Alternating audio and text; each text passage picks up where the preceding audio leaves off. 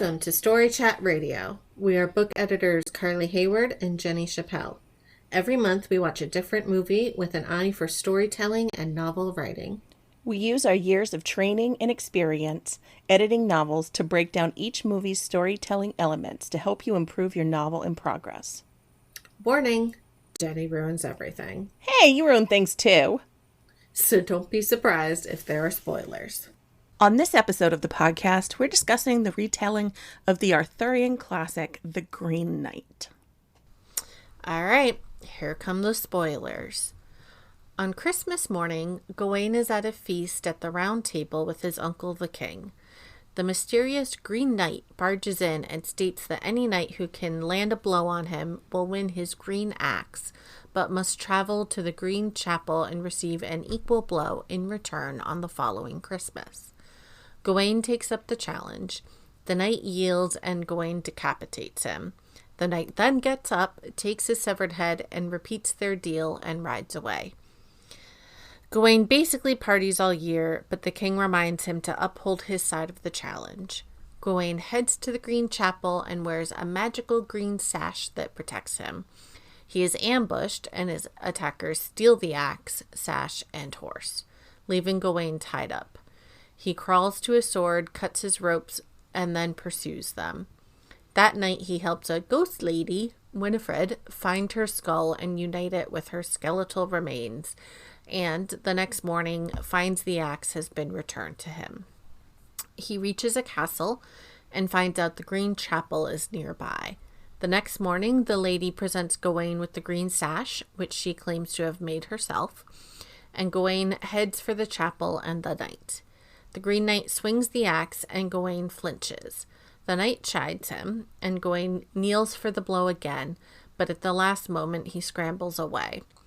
There's a sequence where Gawain imagines his life if he flees back to the king's court, a coward, and he doesn't love what he sees. So he kneels, removes the sash, and tells the knight he is ready.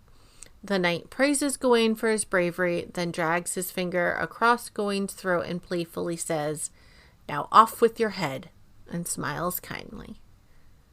The end. Yeah. Jenny, what did or you is think? it? What'd you think of the movie? Okay, so honestly, I'm still kind of processing.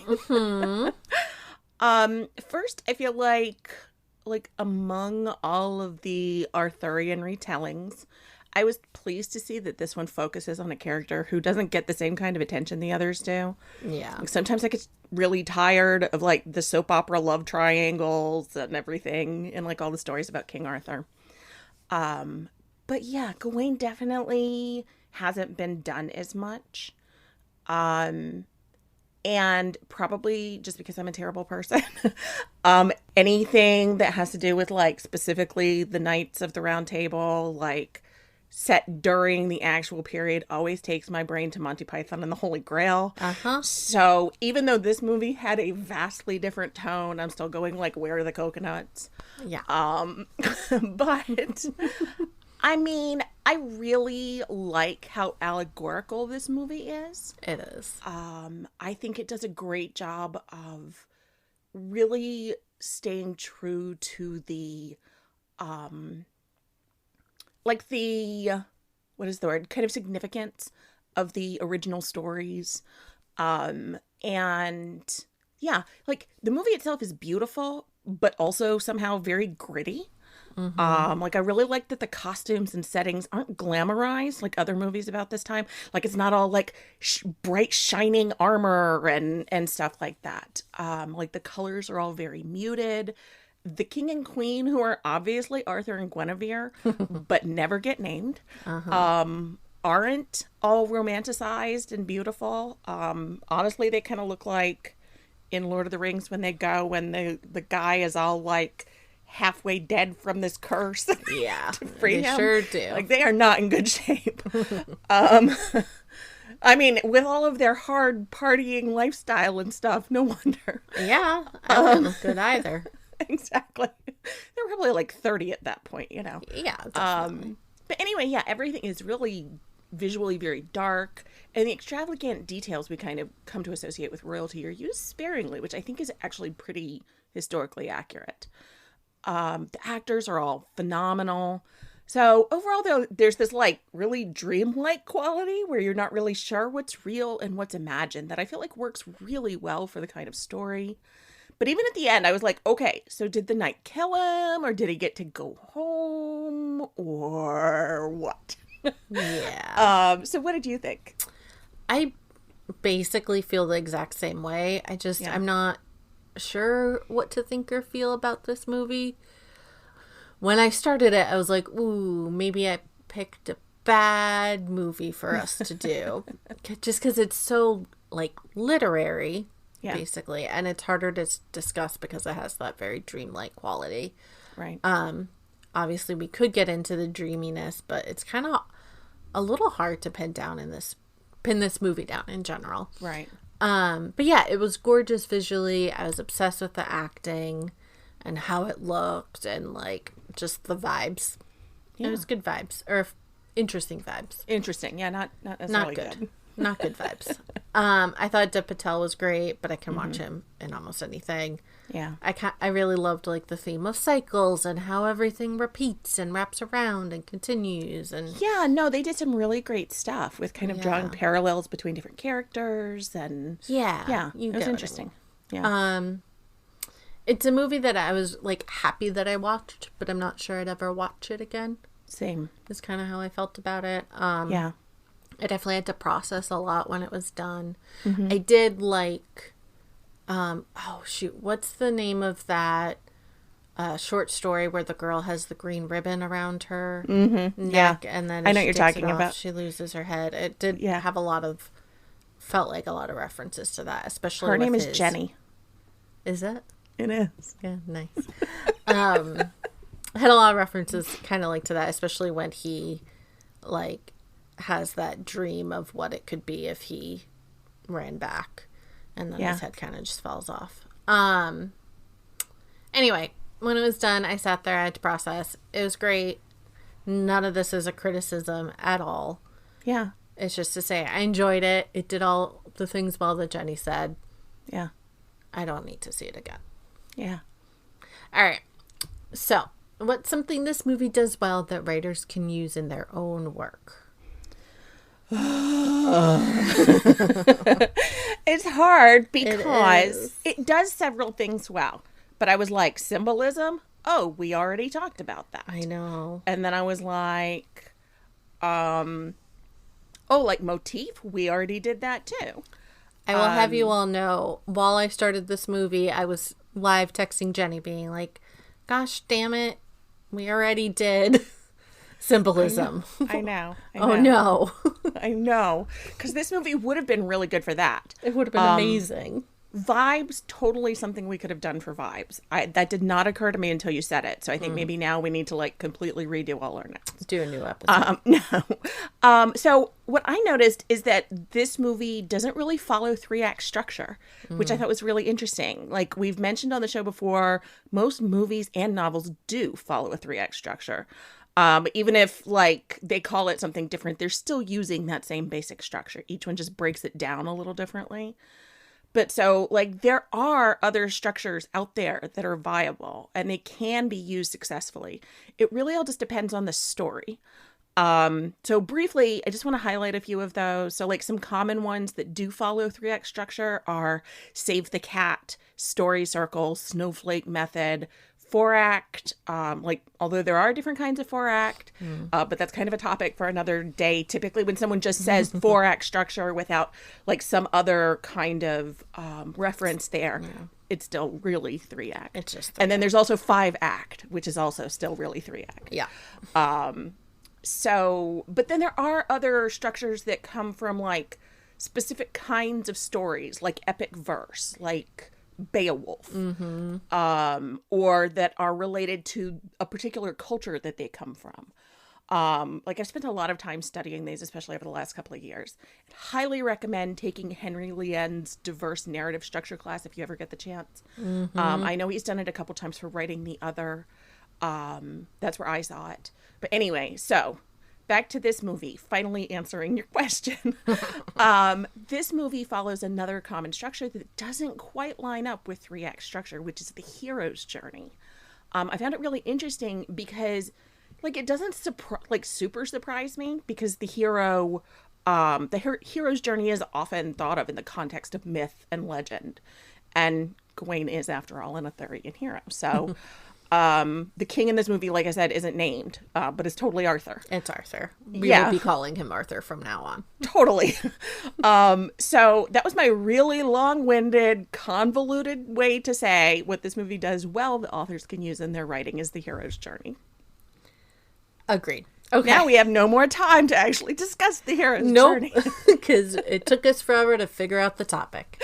All right, so on the surface, the hero's journey seems a lot like three-act structure. The hero starts off in their normal world. Wow, I can't talk today. Until something happens to change their circumstances. There's a call to action. The hero resists the call until something else happens that makes them decide to answer. As they answer the call, they enter a new world. They face a series of challenges, followed by a dark moment, also called Dark Night of the Soul. And then the climax sees the hero fight the antagonist, often one-on-one, and return to their world changed in some way. But where it varies the most is that the hero's journey doesn't place the same emphasis on percentages and pacing between plot points. And the scenes don't always connect and build on each other the same way. As such, the hero's journey isn't suited for every story. So now the hero's journey has kind of been discussed and dissected a lot over the years. And for this podcast, we're going to use a version of that was popularized by Christopher Vogler called The Writer's Journey. It modifies the original hero's journey that was laid out by Joseph Campbell by adapting it to more of a three-act structure. Like, it makes it a little better for screenwriters and novelists. Joseph Campbell originally defined the framework with his book, The Hero with 1,000 Faces, which basically had those three sections of the departure, the challenges, and the return. But anyway, the hero's journey is all about the steps the hero takes and how they return home changed. It has a lot of archetypes to work with, and once you see them, you cannot unsee them. Yeah, that's a really good point. So, yeah, you can't talk about the hero's journey and not mention Joseph Campbell. No, you have to. Like, you have to talk about him. Yeah. So, okay. So, let's start by talking about, like, the three phases. So like Carly said, this doesn't line up exactly with the 3 acts of 3-act structure. Those are pretty solidly divided into the first 25%, the middle 50%, and then the last 25%. For the hero's journey, the phases aren't necessarily divided up the same way. And also, I think, like, they definitely can be. But they can also, there's a lot more room, I think, for, you know, those things happening not necessarily in equal proportion. So it's usually framed more as like the hero being in their ordinary world, or like the unknown, and then the unknown or special world. It's often called the special world. And then they get back to their ordinary world again. But that's not necessarily, like I said, those exact percentages like that. So these phases are often called the departure or separation for the first one, and then the initiation, and then the return. The hero often rejects I'm getting ahead of myself. The first part, the departure, shows the main character in their everyday world, and they get their call to action. That's pretty much the same. The hero often rejects that until like a mentor helps or convinces them to take it. Then the initiation is the second phase. That starts when the hero crosses into the special world, where they are going to like face trials or have to undertake tasks.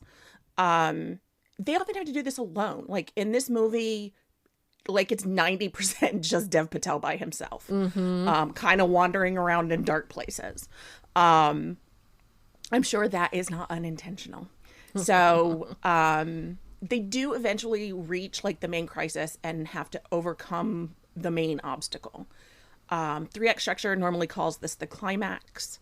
Then the hero will often return to the ordinary world with like their treasure or reward. There are sometimes obstacles here, kind of like a reversal in 3-act structure. But then we see how the hero has transformed because of the adventure. So you can see there's still emphasis on how the plot and the character arc work together to create the story. But the hero's journey really puts more weight on the order of the events and how those impact the character than like more than how they like the scenes build on the story overall. Mm-hmm. So like in the movie, Gawain's trials don't really build on each other. Like he gets attacked and then following the people who took his stuff leads him to the part with Winifred, the ghost lady. But then we never really get resolution on the people who took his stuff. Yeah. They just like, ride off and we don't ever see or hear from them again. And then the ghost lady similarly sort of feels disconnected in a lot of ways from the rest of the story. It feels more like a detour than scenes that like build on previous scenes and form the foundation for later scenes. So like the only way that it all really ties back in is like he gets his axe back. But it's not really uncommon for stories to follow the hero that follow the hero's journey to have trials that feel like this, where we can see how they make some difference to the main character and the lesson that they learn, but the scenes themselves can almost feel unrelated from an overall external plot perspective. If you consider its roots in legends and mythology, it makes sense, since a lot of myths and legends are kind of told in that way as well. Like the movie even tells us when a new tale is starting with a scene card that gives the sense that we are moving on to yet another tale of, the brave Sir Gawain, which is how a lot of those old Arthurian legends are told. Yeah, exactly. Okay. So let's get into the different archetypes. And like I said before, once you see these, you cannot unsee them. These archetypes are everywhere, and pretty soon you'll be able to predict exactly how a lot of stories will go and who the characters will meet and who they are. So this warning is starting to sound ominous, which fits really well with these legendary themes. It's the vibes. It's the vibes. So you have been warned.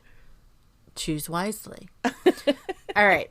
So we start with the hero, obviously. Mm-hmm. Then there's the mentor, the threshold guardian, the herald, the shapeshifter, the shadow, the ally, and the trickster. Let's start with the most obvious, the hero. In this case, shockingly, it is Gawain. What? I know. The hero is the person that will undertake this journey, but most importantly, they are sacrificing for others. Mm-hmm. They will give up a lot for the greater good. In this movie, Gawain intends to give up his life for the kingdom to keep his word. Mm-hmm. Other times it isn't their life, but often it might as well be.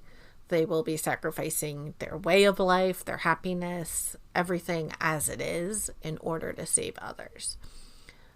In this format, that is what makes a hero, basically. Right. Next, we have the mentor, which is the character that teaches the hero.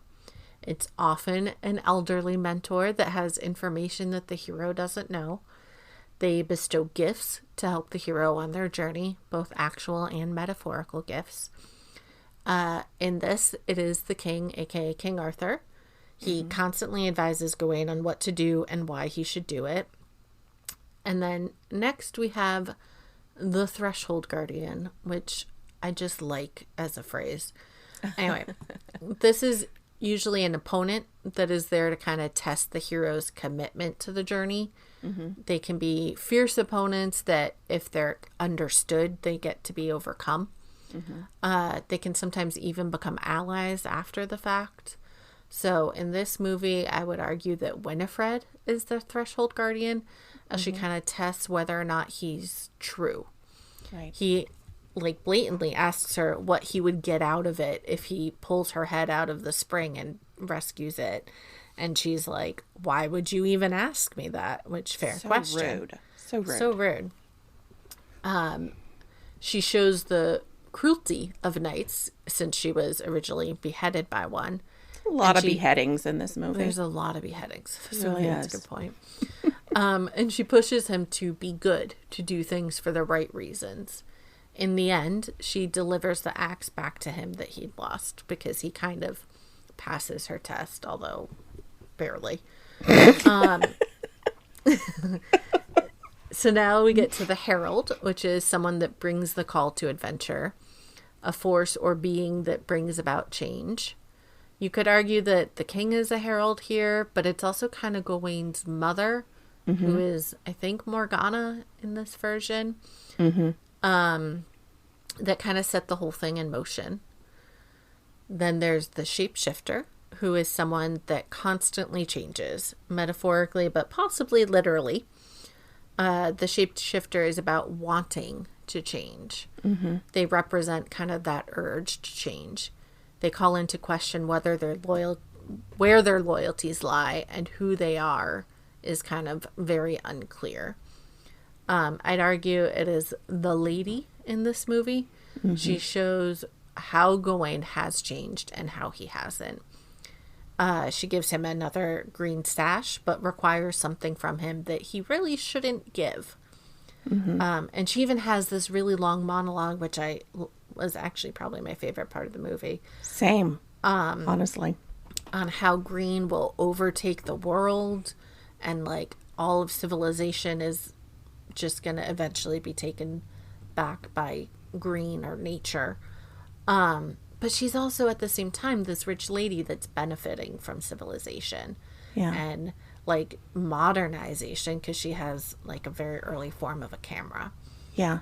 And all those books. And all of those books. And like just many things about her are very unclear. She's a lot of contradictions. Did you notice that she was the same actor as like Yes. his lover at the beginning? Yes. I think that supports your theory that she's the shapeshifter. Shapeshifter. I mean, and I think the blinded old woman that's always with her is Morgana.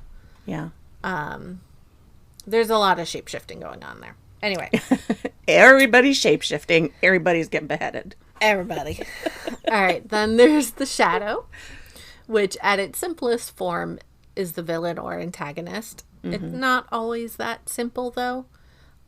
They represent the dark side or the darkness within the hero.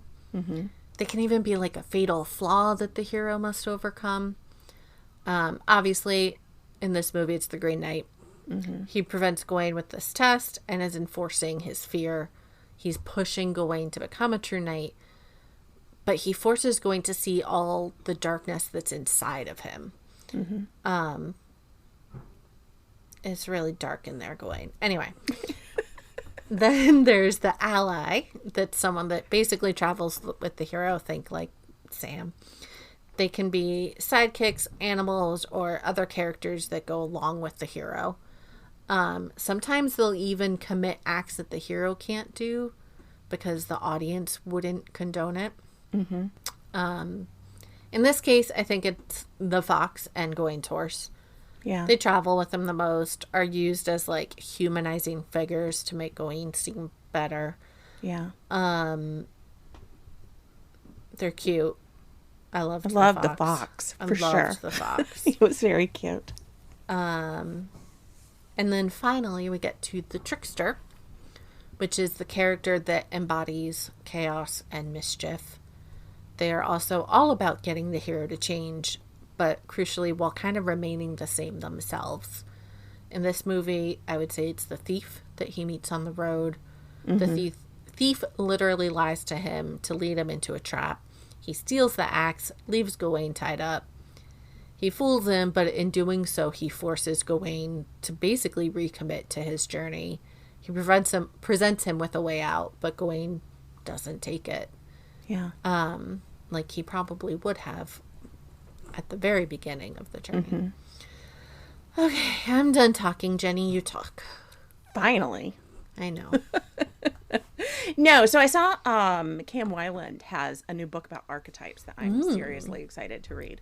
Like for me, I think archetypes might be the thing that's most helpful to take out of the hero's journey in terms of a writer being able to use them in their stories. So like even if you aren't using the whole structure, just understanding archetypes can make a big difference when deciding about secondary characters' role in the story, how they influence or reflect the main character. So yeah, highly recommend doing some more research into that at the very least, even if the rest of the hero's journey doesn't really resonate with you or feel like it would fit your writing. Okay, so I am going to talk about the kind of steps along the way. So the first one we have is called the ordinary world. And this is where we see the hero in their everyday life and like we establish their internal goals, obstacles, like all of that kind of thing. That's kind of the same thing in 3-act structure. Then we have the call to adventure. So this is really like the inciting event. It's what gets the main story going, pushes the main character out of their ordinary world. The next step is the refusal of the call. So this is where the hero has some hesitancy about going on their adventure because of fear, insecurity, other issues. Basically any of the reasons why a main character might not want to go on, might not want to undertake whatever their adventure or journey or quest or whatever is. So then at that point, that's when the mentor comes in. And that is called meeting with the mentor. What? I know. So at that point, they will either meet like a new mentor or they'll meet with an existing mentor, like Arthur in this story, who gives them like the knowledge and the confidence that they need to leave their ordinary world and start their adventure. So, this, again, it's very often like an older character who has more life experience, who's like, yeah, you need to get out there and do that thing and don't be so scared. So then at that point, the next one is crossing the first threshold. This is where the hero leaves their ordinary world and crosses over into that unknown or special world. So the next step is called tests, allies, and enemies. So this step is kind of a wake-up call to the hero as they learn the rules of the special world. What Carly was just saying about like the thief. In some ways, Gawain was only pulled into this trap because of being naive of the world, of the rules of the special world. So this is one of the ways that he learns them is by, encountering this enemy, really. So then the hero will face obstacles and work to overcome enemies. I mentioned before that the steps aren't always as evenly spread out as plot points in 3-act structure, and this is a really great example of that. So like this one step is often several scenes or even the majority of the story. So then the next step is approach to the innermost cave. Here the hero faces challenges that will lead them to the final conflict, and they have to dig deep to overcome their own internal struggles. Then the next step is called the ordeal. This is where things take a turn for the worse, and the hero has to face new obstacles and higher stakes. This might be where an ally gets killed, or the hero suffers another kind of big loss, and or experiences the dark moment. Some sources suggest this should line up with a midpoint, which, for those counting, this is step 8 of 12. So, sorry to anyone who was hoping this might be more linear than 3-act structure. It's not. It's not. So the next step is the reward. The reward here may be literal or figurative. This is where they finally have everything they need to, like, face down the big bad. The next step is the road back. They will return to the ordinary world.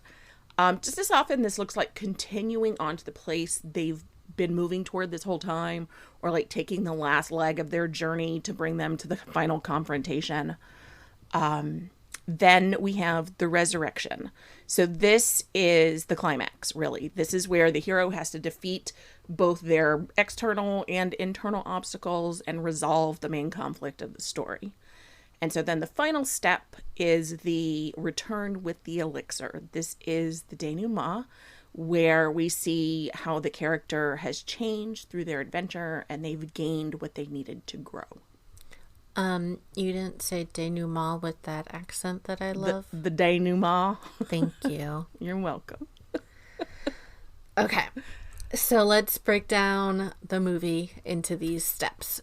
So we start with the ordinary world, which is the beginning of the movie. We see Gawain lolling about, having sex, drinking, having a grand old time. But we also see that he wants to become a knight, that he wants a seat at the round table. Then we get his call to adventure, which is the Green Knight showing up and issuing the challenge. This is where I got very annoyed that he beheaded him, knowing that what the challenge was, but whatever, it's fine.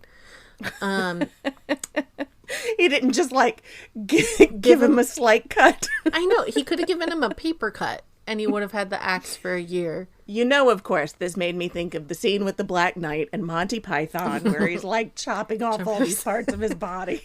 I can still kick you, It's just a scratch. but to scratch. All right. Then there's the refusal of the call. In this movie, we have Gawain really, really not wanting to go. He knows that he'll be beheaded because he made a stupid, stupid choice if he goes. He has been haunted by this story for the past year. Like, the whole world or the whole city is talking about it.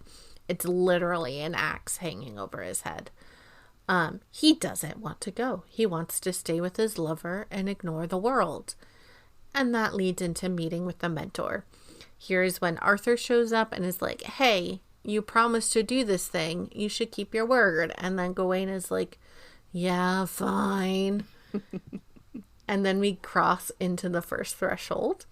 And this is where Gawain leaves Camelot and begins the journey to the Green Chapel. I actually really love his exit here because it very much shows his isolation. Mm-hmm. He is doing this thing because he was talked into it, and now he is all alone, which is a classic hero. They're all about doing it themselves and going it alone. Yeah. And finally, that's why they're so broody. They're so broody. That's why. That's why. Mm-hmm. They're alone. And finally, we get into the tests, allies, and enemies, which is basically the whole movie. It's true. Here is when he is forced to face obstacles, where he comes up against things that don't make sense in his ordinary world. He faces off against all those archetypes we talked about. This one step is basically, I don't know, like 2/3 of the movie. Right. It's the movie. It's the trials period where he must choose wisely or choose poorly. And we really just should have done Monty Python, but shh. All right, you do the rest. Okay, so from that point, we move on to step 7, which is the approach to the innermost cave. In the movie, this is the point at which Gawain has to take the final steps of his journey to the Green Chapel, which, by the way, is super cool. Like, I love how it looks. I love the Green Chapel. And, like, has that little stream running down through it, and, like, how the night is just part of all the overgrown stuff that is, like, taken over the ruins. Mm-hmm. Like, it's gorgeous. It might have been my favorite setting of, like, the whole movie. And it had good settings, this movie. It really did. It really did. So then the next step is the ordeal. So Gawain's ordeal is where he tries and fails to let the knight behead him. Like, he's trying so hard to be brave and have honor like he knows a knight should. But, like, he doesn't want to be decapitated, which is a pretty hard instinct to fight, I mean, honestly. Same. I also don't want to be. Well, it's a good thing you're not in this movie then, because... Yeah. Like, basically everybody was decapitated. So for the reward, I actually struggled with this a little bit because I really feel like it's when he gets the green sash back. Same. But that's out of order. It's not the first time I've seen something out of order, though, when it comes to the hero's journey. Yeah. So I guess when you're dealing with myths and legends, you gotta, like, be flexible. The road back is really interesting in this movie because it's this fairly long sequence where Gawain is actually just imagining himself, like, running out of the chapel and going back to let everyone believe he's a hero, but how that would eventually eat away at him and, like, make him be the fraud that he would feel like. And what's, I think, especially interesting about it is, so, like, the way it's portrayed in the movie is you don't know for until the end of the sequence that it is all in his imagination. It actually just looks like he just gets up and runs out, and you see him like, you know, go back and get married and have kids and become the king, and then everybody hates him. And but yeah, I thought it was really interesting. So in this case, him heading home is more figurative than literal. So I thought that was a really interesting, I like that too. yeah, element. So once he snaps out of that sequence, then Gawain truly faces his own fear. This is his resurrection moment. It's when he takes off the sash and he tells the knight, like, he's really ready now. He's like not just ready to die, but he's like ready to truly become like the man of honor that he is trying to be. So he's really facing his fate. And then the return for him, I felt like was really this moment when the knight swipes his finger across Gawain's throat. Like, it's definitely open to interpretation, because like maybe 2 seconds later he does cut off Gawain's head. Like, haha, just kidding. But I took this ending to mean that the real challenge was being willing to die. Like being willing to uphold his end of this promise. Basically, like the Green Knight is obviously like some kind of immortal tree spirit who is just bored and just likes to go around and play this game on Christmas. It's a fun game. This is a Christmas movie, Carly. I did read that there was a more apparent ending where he does chop off his head. Yeah, see? Because I think the implication is supposed to be that he does, but the director, whomever, decided it was a little too harsh. Yeah. So they left it vague. Fair. Anyone who's read a lot of fairy tales and folklore knows that he probably really would have gotten his head chopped off. Yeah, though. his head is gone. Totally. Yeah, so I think that we do see that he has really grown because he truly faced down his fears and saw that, you know, there were worse things than dying, like, you know, being dishonorable. So he returns changed. Yeah, if he does return, it's questionable. He changes, which is the important part. It is. So I thought it was really interesting that, you know, this movie would follow that structure so closely. Yeah. Yeah. So like I said, like we said, it doesn't really work for like every single story. But it's a fun exploration. Yeah. Lots of heads flying around. There was a lot of heads flying around. And a lot of spitting. There's a lot of spitting. There was. That's that grittiness I was talking about. It's so gritty when you spin. All right. Well, that brings us to the end of the podcast. Next month, we are useless slugs because Rev Pit is happening. So we will be taking off April, but we will be back in May with a to be determined movie because we want flexibility on what we have to watch next. We're not sure we trust Carly's decision-making skills anymore, is what she's saying. It is. Although, after this episode, I don't know. I really liked how the episode turned out. So, yeah, I have no more regrets, and you're welcome. Keep an eye on YouTube for more bonus content. And yeah, I think that's about it. Okay. You can find our podcast on our website, storychatradio.com. You can also follow us on Spotify, Apple Podcasts, Google Podcasts, YouTube, and many other streaming services. While you're there, please leave us a rating. You can also follow us on Twitter and Instagram at StoryChatRadio. Thanks for joining in our nonsense.